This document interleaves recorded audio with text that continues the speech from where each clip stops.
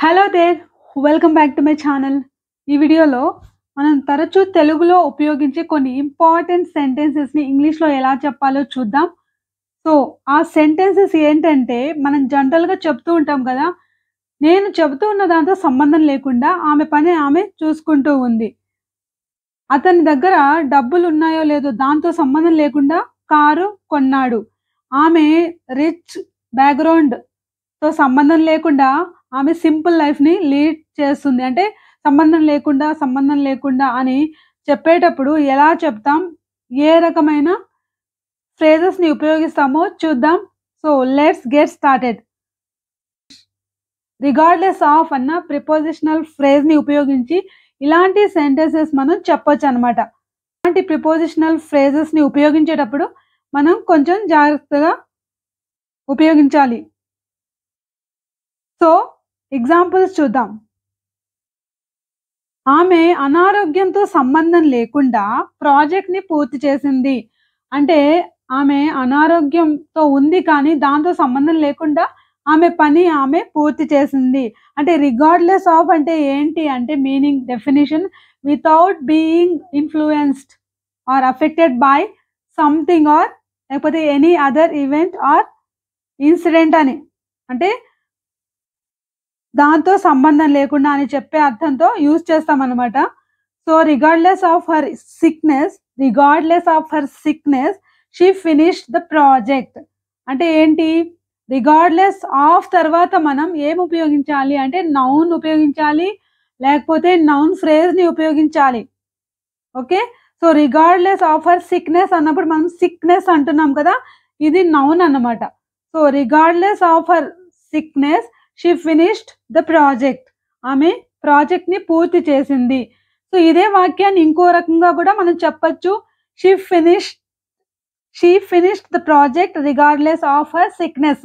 So, ఇలా రాసినప్పుడు comma అనేది అవసరం లేదు. కానీ రిగార్డ్‌లెస్‌తో స్టార్ట్ చేసినప్పుడు రాసేటప్పుడు మనం కామాని పెట్టాలి. So, she finished the project regardless of her sickness ఇలా కూడా చెప్పొచ్చు. సో, దీన్ని మనం జెరెండ్‌తో చెప్పాలంటే ఎలా చెప్పాలి? దీన్ని ఇంకో విధంగా కూడా చెప్పొచ్చు. Regardless of being sick.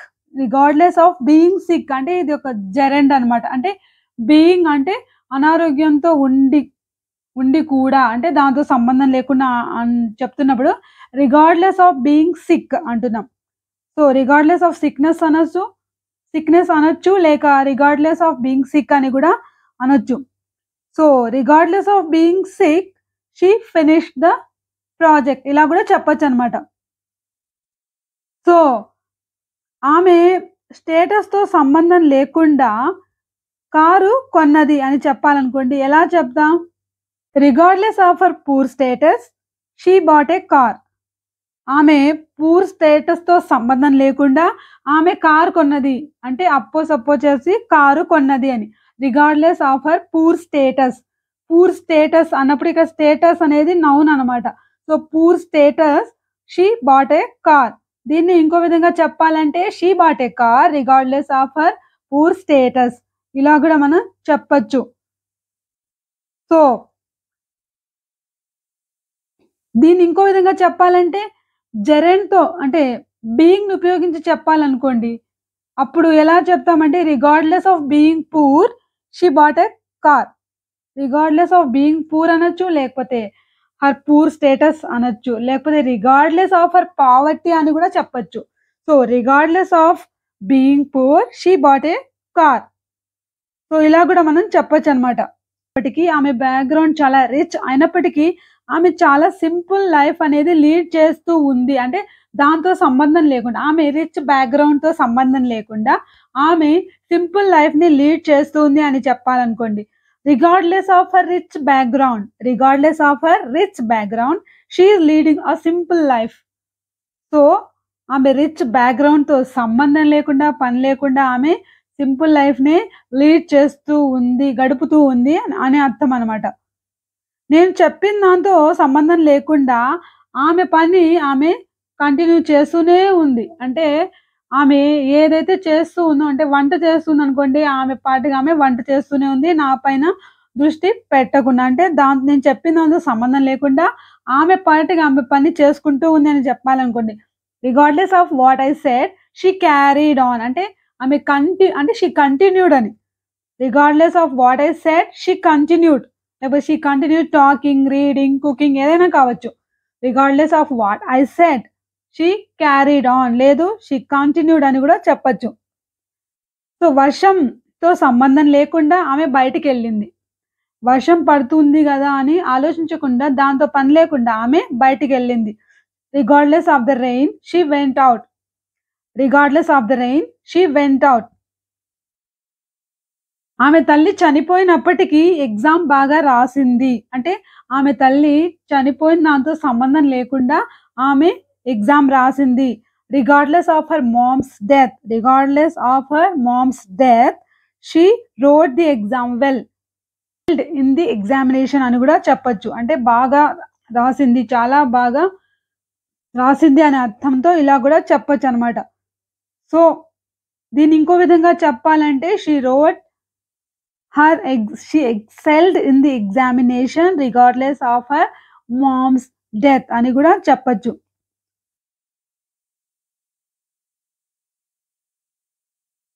So ఆమె మెంటల్ ప్రెషర్ ఉన్నప్పటికీ కూడా ఎగ్జామ్‌లో బాగా ప్రతిభ చూపింది. Regardless of her mental pressure she excelled in the examination.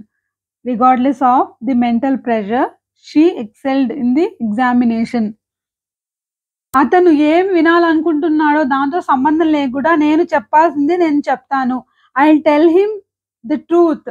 నిజం చెప్తాను. ఐ విల్ టెల్ హిమ్ అతను ఏదో వినాలనుకున్నాడు కానీ దాంతో సంబంధం లేకుండా ఏదుందో అది నేను చెప్తాను. I will tell him the truth regardless of what he wants to hear.